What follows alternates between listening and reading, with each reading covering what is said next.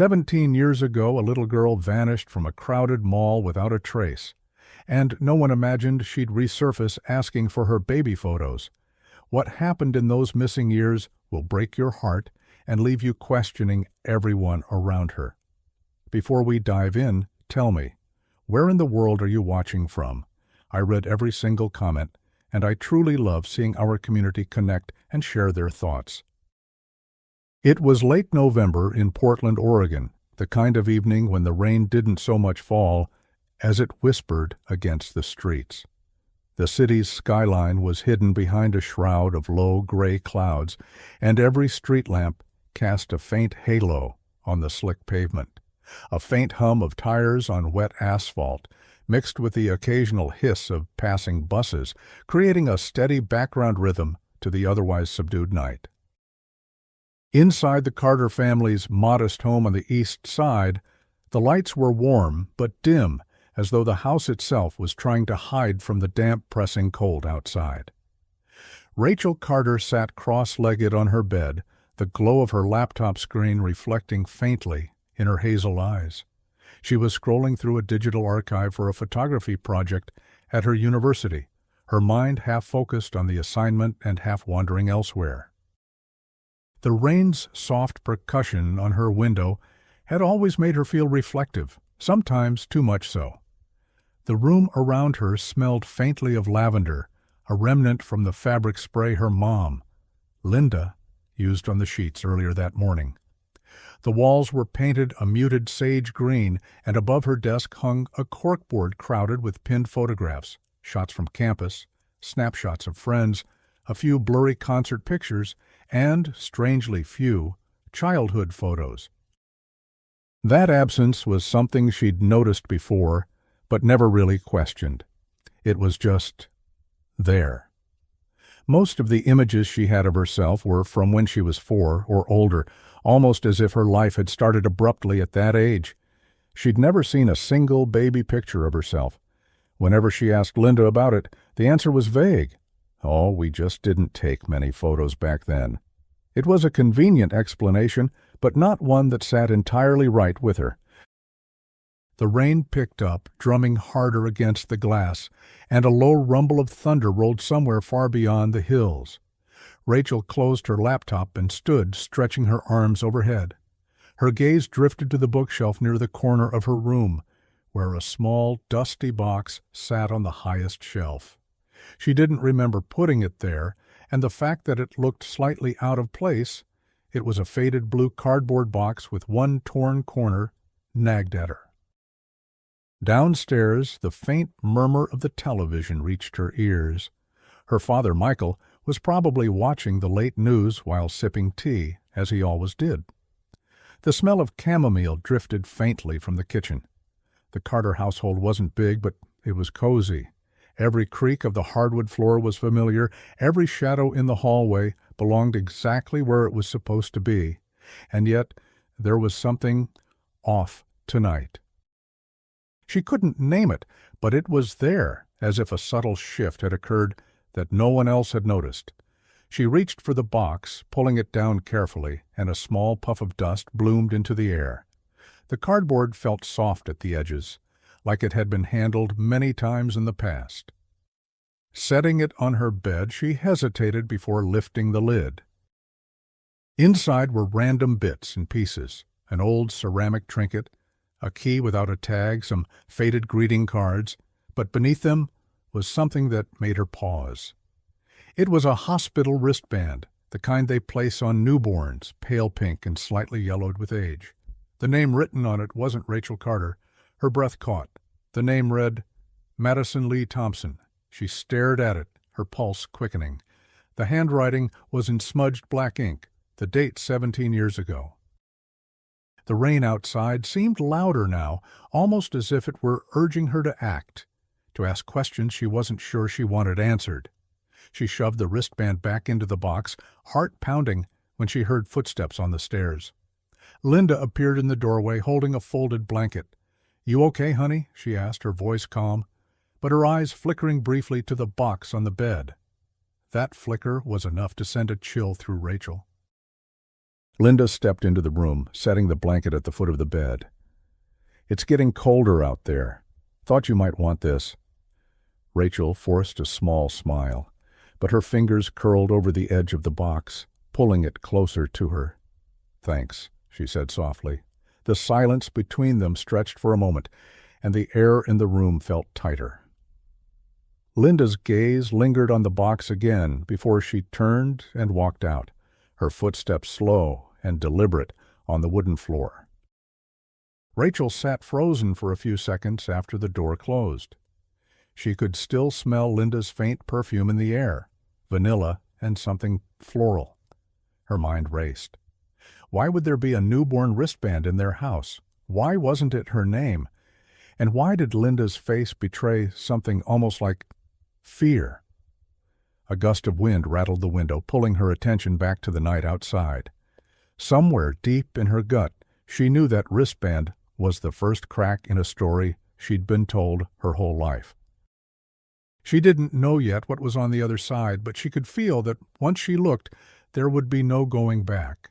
The rain kept falling, the box sat heavy on her lap, and somewhere in the back of her mind a single thought echoed, 17 years ago, something happened. And I'm not supposed to know about it.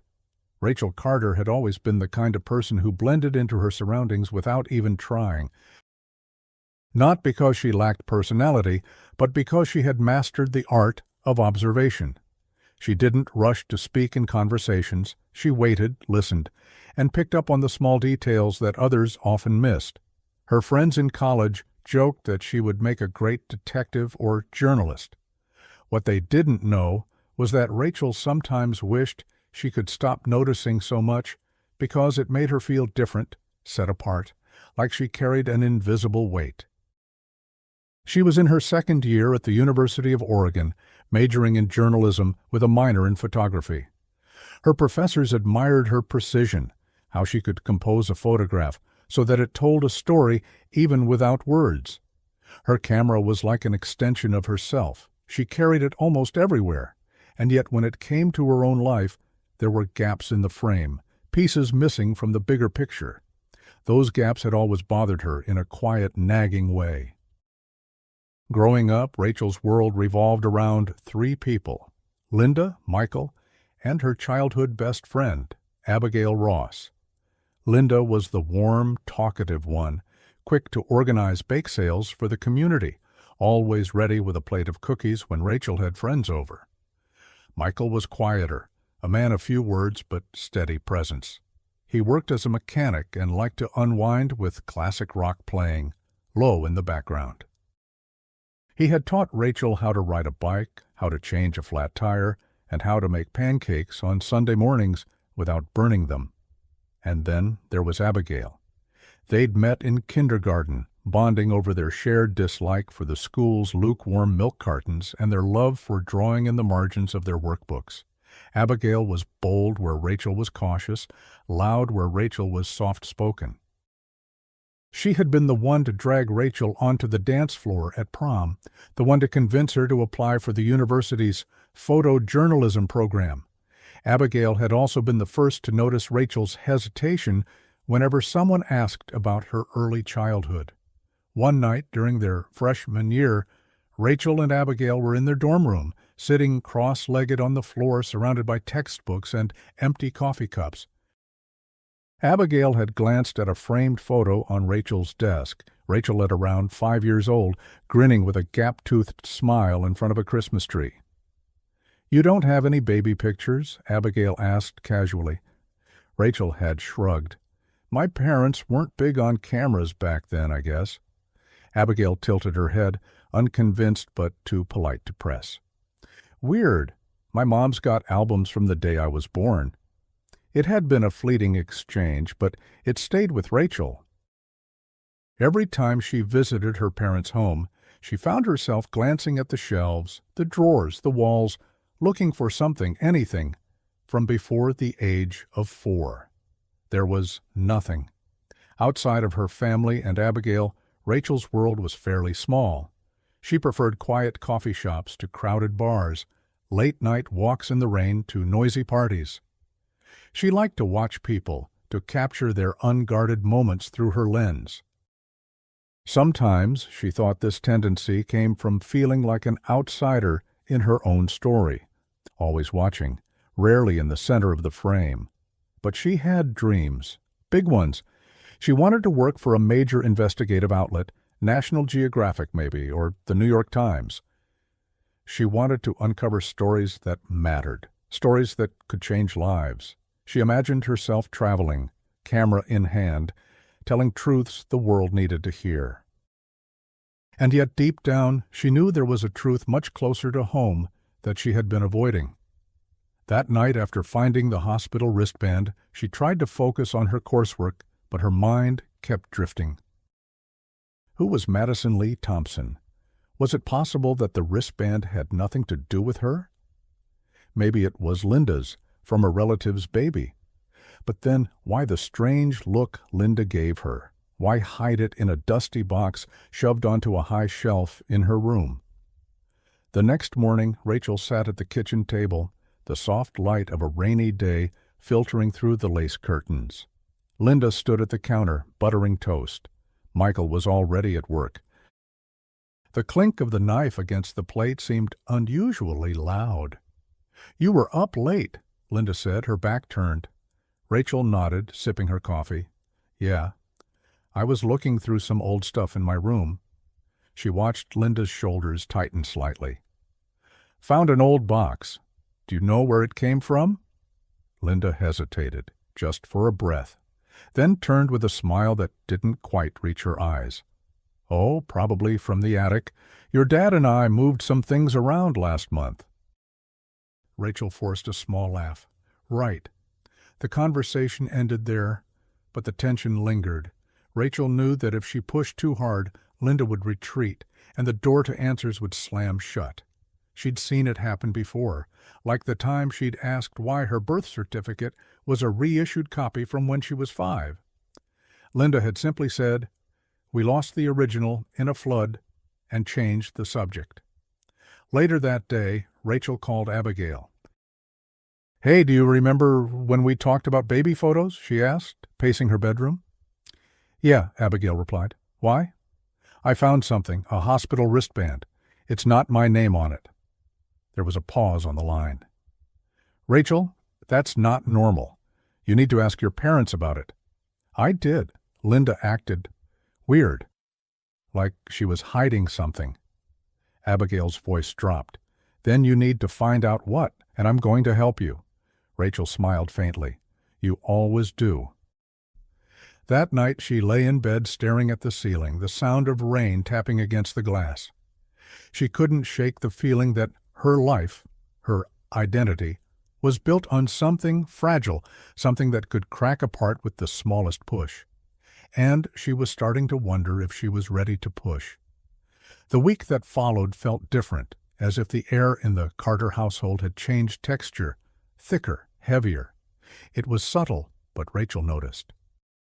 Linda lingered more in the kitchen, as though keeping an unspoken watch on her. Michael seemed quieter than usual, his eyes flickering toward Rachel when he thought she wasn't looking.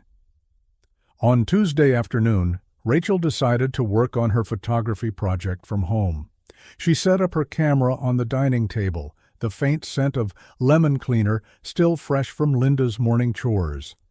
Sunlight fought its way through the overcast sky, creating a pale, muted glow in the room. She was photographing small objects, testing out depth of field and shadow play. The dusty blue box was still in her room, hidden under her bed, and though she tried to ignore it, it pulled at her thoughts constantly. Halfway through the session, the landline phone rang, a sharp, old-fashioned ring that felt out of place in their otherwise modern home. Rachel had never heard it before. They rarely used the landline. Linda answered in the kitchen, her voice dropping immediately into a hushed tone. Rachel's ears pricked. She could only hear fragments. "No, I told you not to. It's not safe. I can't risk—" Then silence. When Linda came back into the dining room, her expression was carefully neutral. "Wrong number," she said quickly, before Rachel could even ask. That night, Rachel couldn't sleep. She got up around midnight, walking barefoot into the living room. The rain had returned, a constant hiss against the windows. She was about to head back upstairs when something caught her eye. A cardboard file box half tucked under the couch. She crouched down, pulling it out. Inside were neatly labeled folders, most of them containing bills, tax documents, and other mundane records. But one folder was different. It had no label. Opening it, Rachel found a stack of newspaper clippings. The top one made her freeze. Toddler abducted from local mall. Search enters second week. The date was from 17 years ago. The grainy black and white photo showed a young woman with tear-streaked cheeks holding a stuffed animal. The caption identified her as Clare Thompson, the mother of a missing 2-year-old girl named Madison Lee. Rachel stared at the name, Madison Lee. Her pulse began to pound. Beneath the article was another from months later. No new leads in Madison Lee case. The picture this time was of the entrance to the Rosewood Mall, yellow police tape fluttering in the wind. Her hands shook as she turned the pages. One article mentioned the child had been last seen near a carousel inside the mall, while her mother paid at a nearby store. Witnesses claimed they saw a woman carrying a crying toddler toward the parking garage, but the mall's security cameras were not working that day. Rachel's breath caught when she read that detail. She could picture the dim, echoing concrete of a parking garage, the cold air, the fluorescent lights flickering overhead. She didn't remember it, but somehow the image felt too real, as if lodged somewhere deep in her subconscious. A creak from upstairs made her snap the folder shut. She shoved it back into the box, pushed the box under the couch, and hurried to her room. But sleep was impossible now. The hospital wristband, the articles, Linda's phone call, they were pieces of something larger, something she didn't yet understand. The next day, Rachel met Abigail at their favorite coffee shop, a small, cozy place with exposed brick walls and the smell of roasted beans lingering in the air. She slid into the booth, pulling the folder from her bag. "I found this under the couch," she said, pushing it toward Abigail. Abigail flipped through the articles, her eyes widening. "Rachel, this can't be a coincidence. Madison Lee, that's the same name from the wristband." "I know," Rachel whispered, "and look at the date, 17 years ago. That's when I would have been about 2. Abigail's voice dropped. "Do you remember anything? Anything at all?" Rachel shook her head. "Just flashes. Sometimes I dream about a carousel and a woman's voice calling my name, but not Rachel. It's softer, like Maddie." They sat in silence for a moment, the low hum of the cafe around them. Finally, Abigail leaned forward. "You need to talk to someone who was there, someone who knows more than your parents are telling you." Rachel hesitated. "Like who?" Abigail pulled out her phone, typing quickly. "There's a retired detective, Sarah Lopez. She worked on the Madison Lee case. My uncle knows her. I can get her number." That night, Rachel lay in bed with her phone in her hand, staring at the number Abigail had sent. Her thumb hovered over the call button, her chest tight. Before she could decide, she heard muffled voices downstairs. She crept to the top of the stairs, straining to listen. "She's asking questions," Linda's voice said, low but urgent. Michael replied, "I told you this would happen eventually. We can't keep it hidden forever." Rachel's breath caught. There was a long pause before Linda said, "If she finds out, we lose her." Rachel backed away quietly, her heart hammering so hard she could hear it in her ears. She didn't know exactly what they meant, but she knew now, with absolute certainty, that her life was not the story she had been told. The next morning, Rachel sat at her desk with her phone in her hand, staring at Detective Sarah Lopez's number. Her heart pounded as she finally pressed call. The line rang 3 times before a voice answered, calm but cautious. "This is Sarah." Rachel hesitated. "Hi, my name is Rachel Carter. I think you worked on a case about a girl named Madison Lee Thompson 17 years ago." There was a pause on the other end. "Who is this to you?" Sarah asked, her tone sharpening. Rachel took a breath. "I think I might be her."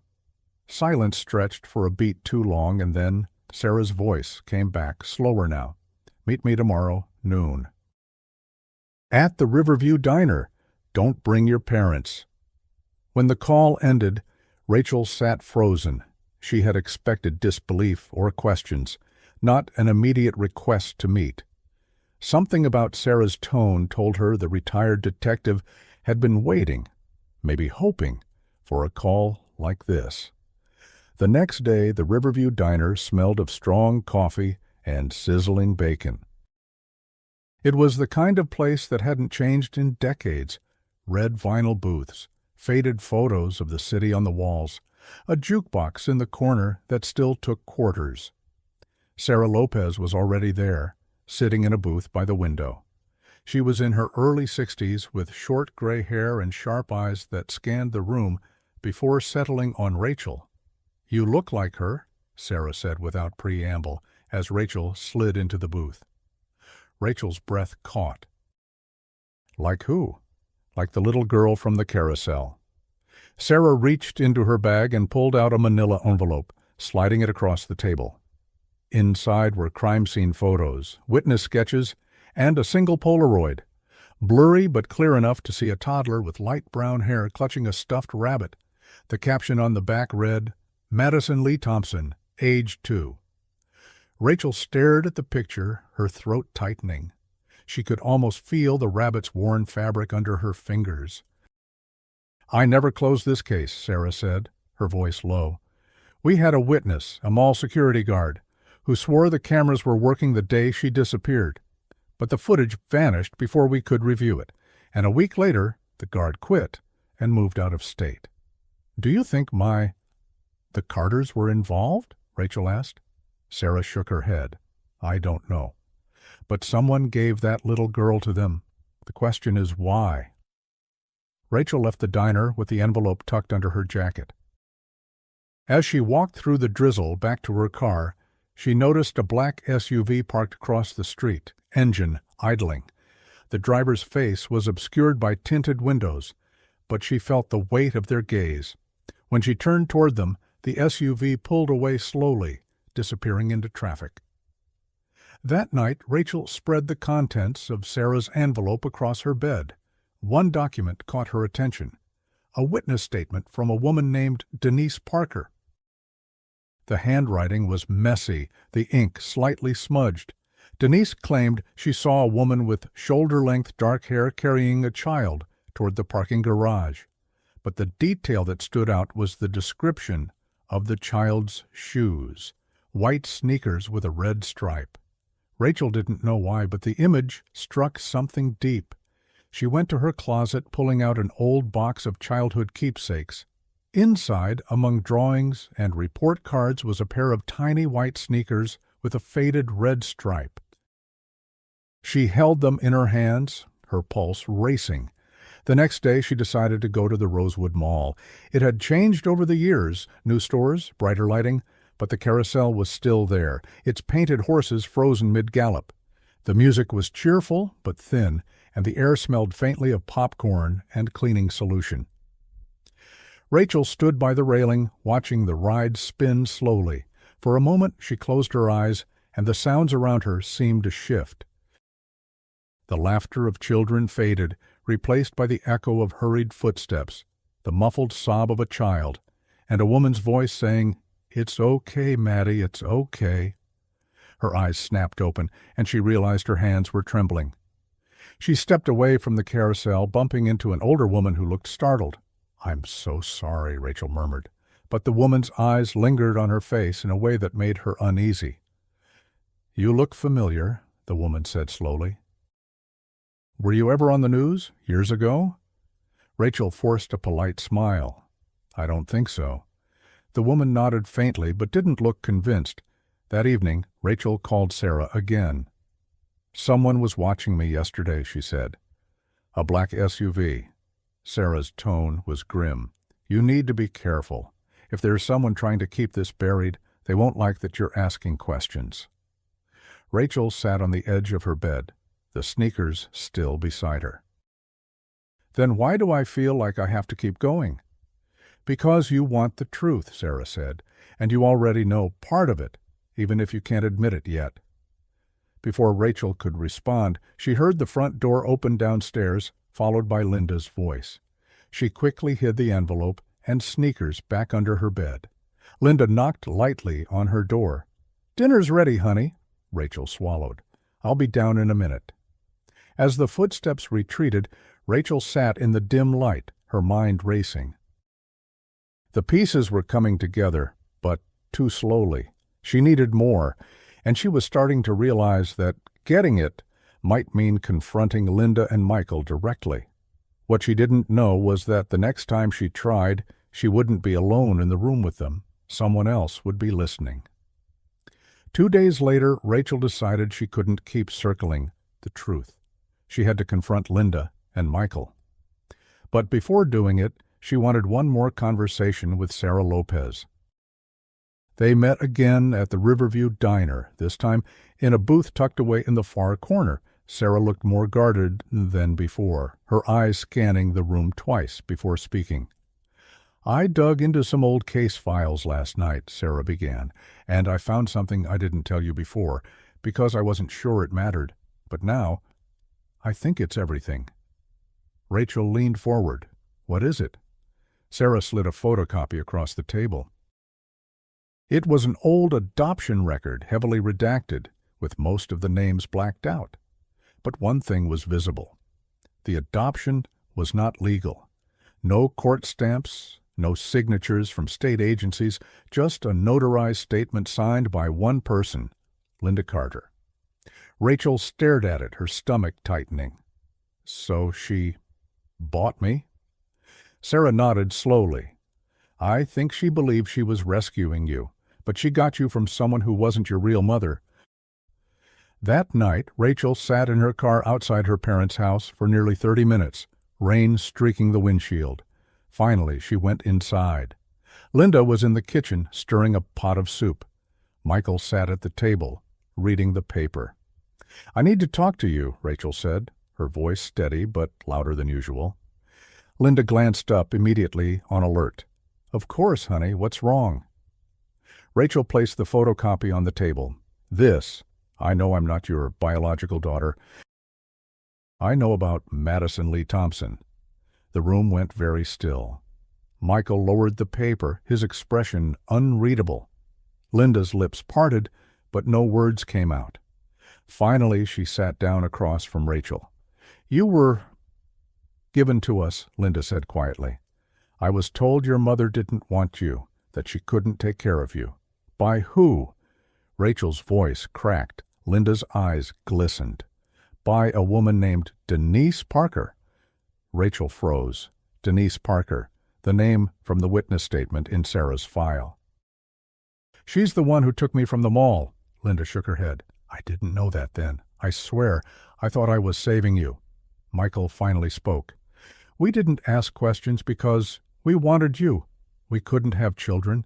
And when Linda's cousin said there was a little girl who needed a home, we said yes." Rachel's heart pounded in her ears. "Your cousin? What's her name?" Linda hesitated, then whispered, "Clare Thompson." The words hit Rachel like a physical blow.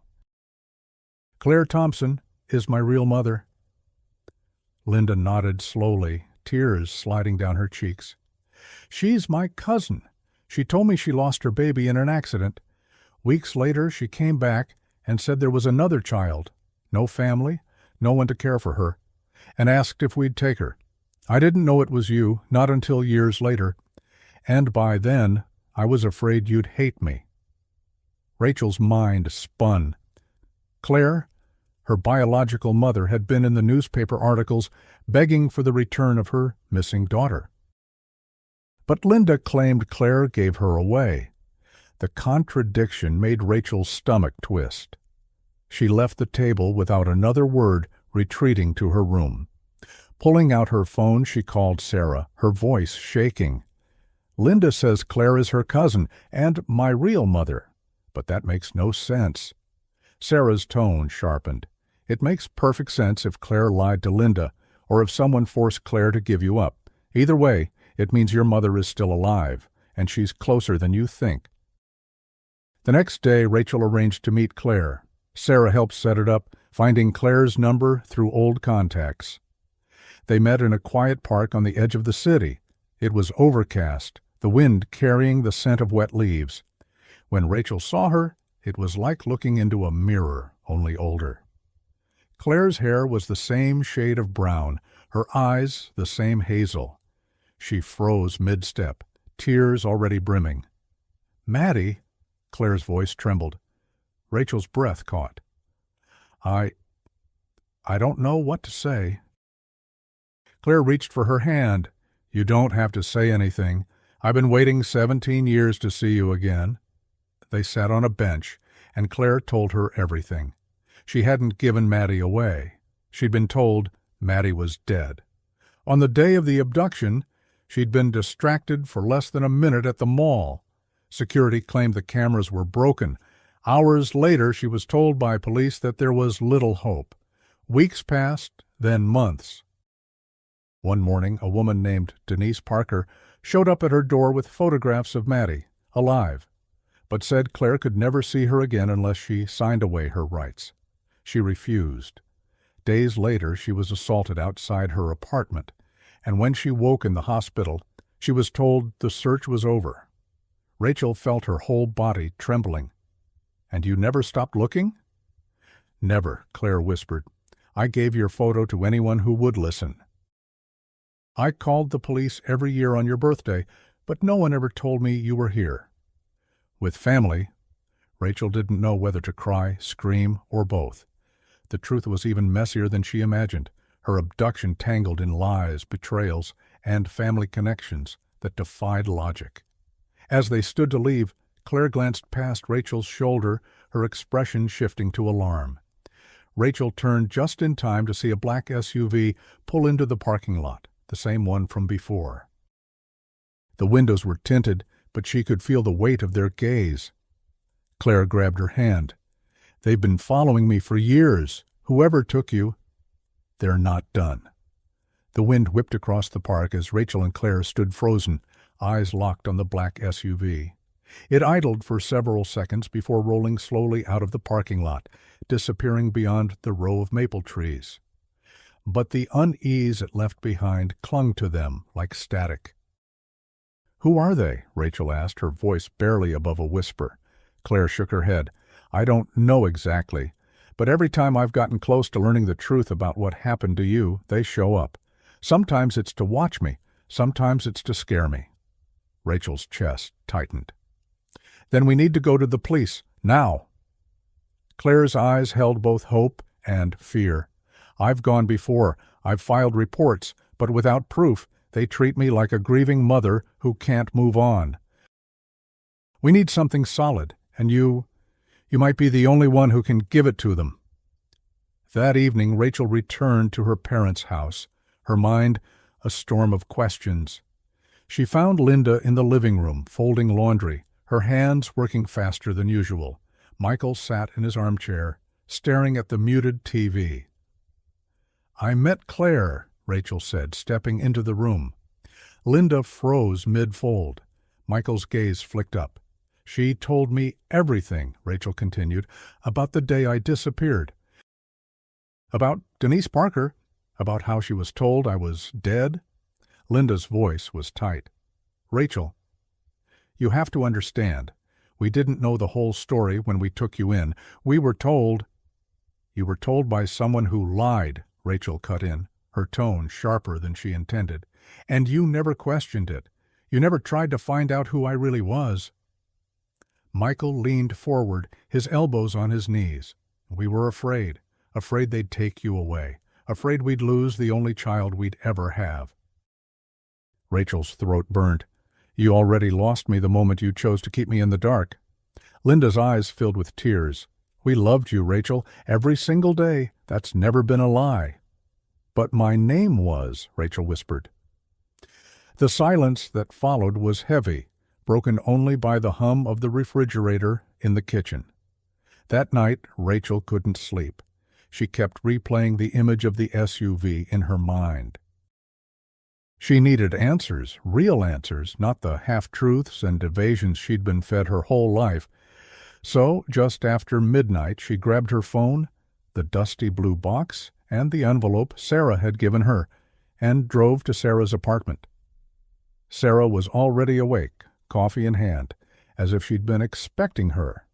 "I've been thinking," she said, motioning Rachel inside. "We know Denise Parker took you from the mall. We know Linda got you from her. But what we don't know is who Denise was working for." Rachel sat at the small kitchen table, the smell of coffee filling the air. "Claire said they've been watching her for years. If they've been watching me too, maybe they're trying to keep us from connecting something." Sarah nodded, "which means whatever happened to you wasn't random, and whoever's behind it still has something to lose if the truth comes out." They talked for hours, piecing together the timeline. Sarah suggested one last lead, an old storage facility on the outskirts of town that Denise Parker had rented years ago. The lease had never been officially terminated. The next afternoon, they drove to the storage facility. The place smelled faintly of oil and dust, the kind of air that settled heavy in your lungs. The manager, a wiry man with sharp eyes, hesitated when they showed him Denise's name, but after Sarah flashed her retired badge, he agreed to unlock the unit. The metal door groaned as it rolled up, revealing stacks of cardboard boxes and old furniture draped in sheets. Rachel's eyes darted from one item to another until they landed on a small wooden chest pushed against the back wall. She knelt and opened it, her hands trembling.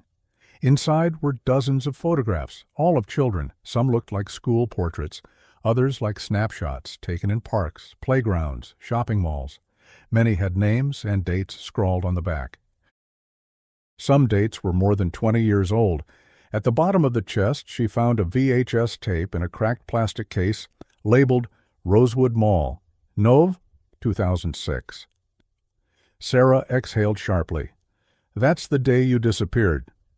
Later that night, in Sarah's apartment, they threaded the tape into an old VCR hooked up to a small TV. The footage was grainy, the colors washed out, but Rachel felt her chest constrict as the carousel came into view. Children rode the painted horses, parents chatting nearby. Then, in the corner of the frame, a woman with shoulder-length dark hair appeared, holding the hand of a small girl in white sneakers with a red stripe. The girl looked up at the camera for just a second, long enough for Rachel to recognize herself. The woman lifted the child into her arms and walked briskly toward the parking garage.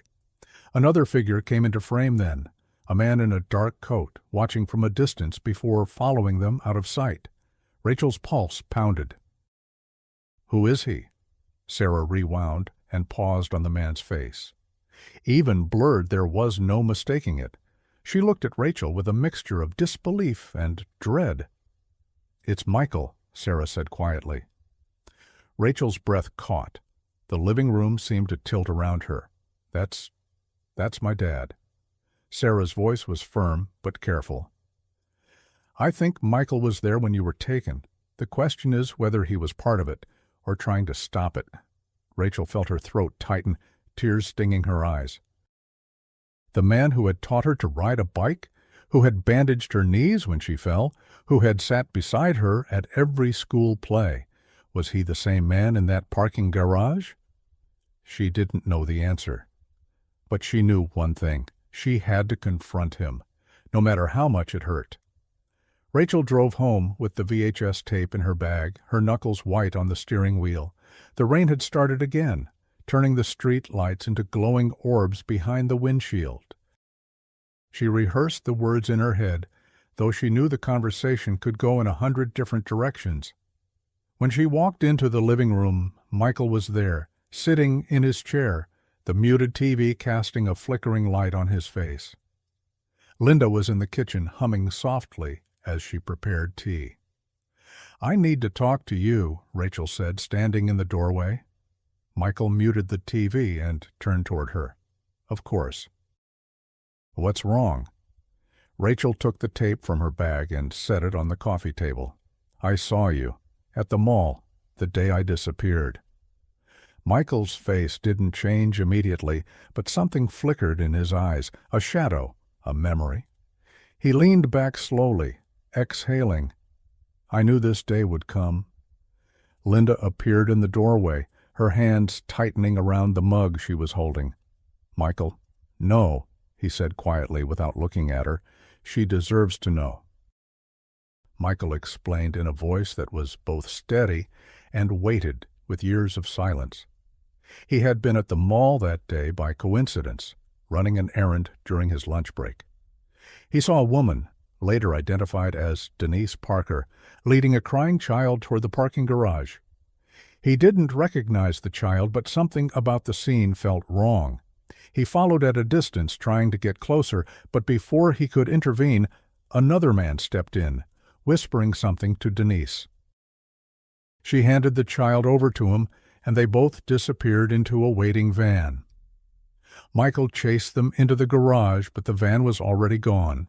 When the police arrived, they questioned him briefly, but dismissed his account when he couldn't identify the people involved. Weeks later, Linda's cousin contacted them about a little girl who needed a home. Michael recognized her instantly, but said nothing. I thought, Michael's voice broke, I thought if I told you, they'd take you away. And after what I saw that day, I didn't trust anyone, not the police, not the courts. I thought keeping you here was the only way to protect you. Rachel stared at him, her emotions colliding, anger, disbelief, grief, and a faint, reluctant understanding. You let my mother think I was dead. Michael's eyes glistened. I know, and I will carry that for the rest of my life. In the weeks that followed, Rachel and Sarah worked with the police to reopen the investigation. The VHS tape was key evidence, and Claire's testimony added weight. Denise Parker was never found, but the black SUV stopped appearing. Whether it was because they had what they wanted or because the investigation had spooked them, Rachel didn't know. Her relationship with Linda and Michael didn't break completely, but it would never be the same. Trust, once cracked, couldn't be made whole again.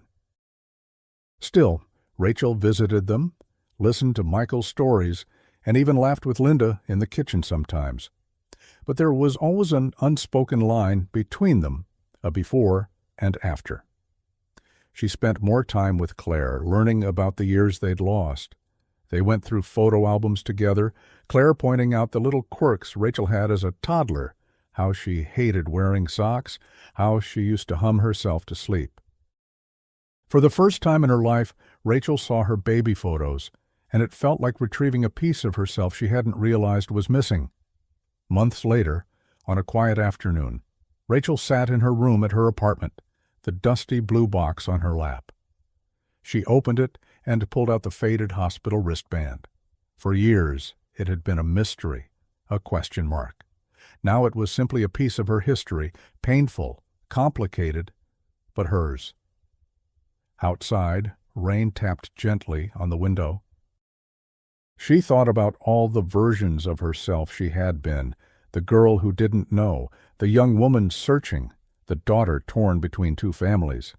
And she realized that the truth, no matter how heavy, had given her something no lie ever could, the freedom to be her whole self. She placed the wristband back in the box, closed the lid, and whispered to the empty room, 17 years ago, something happened. And now, I'm not afraid to know.